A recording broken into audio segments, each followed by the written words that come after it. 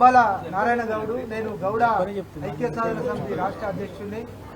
తెలంగాణ రాష్ట్ర కాంగ్రెస్ ప్రభుత్వం ఈరోజు గౌడుల అస్తిత్వమైన నీరాకేపు పైన కుట్రలు చేయడం వెంటనే విరమించుకోవాలని మేము తెలియజేస్తున్నాము.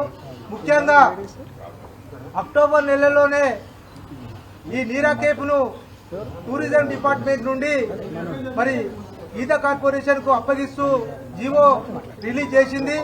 మరి ఆ జీవో అట్లా ఉండగానే మరి ఇది ప్రైవేట్ వ్యక్తులకు శంకర్ రెడ్డి అనే వ్యక్తికి అప్పగించి మరి గౌడ్ల అస్తిత్వాన్ని దెబ్బతీసే కుట్ర చేస్తుంది.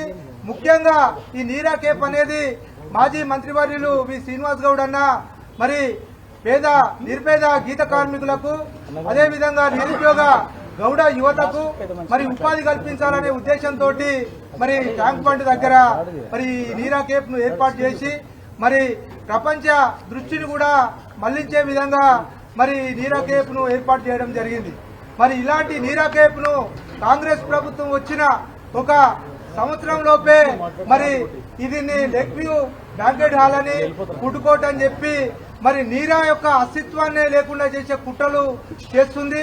దీని వెంటనే మరి కాంగ్రెస్ ప్రభుత్వం విరమించుకోవాలి.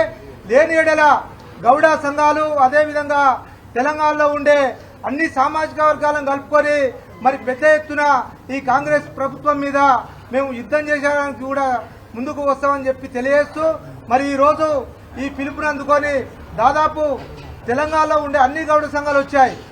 ఈ కార్యక్రమం ఇంకా కూడా మరి కార్యాచరణను రూపొందించే విధంగా మరి పెద్దల సమక్షంలో నిర్ణయం తీసుకుంటామని చెప్తూ నాకు అవకాశం ఇచ్చిన ధన్యవాదాలు చెప్తూ ముగిస్తున్నాను.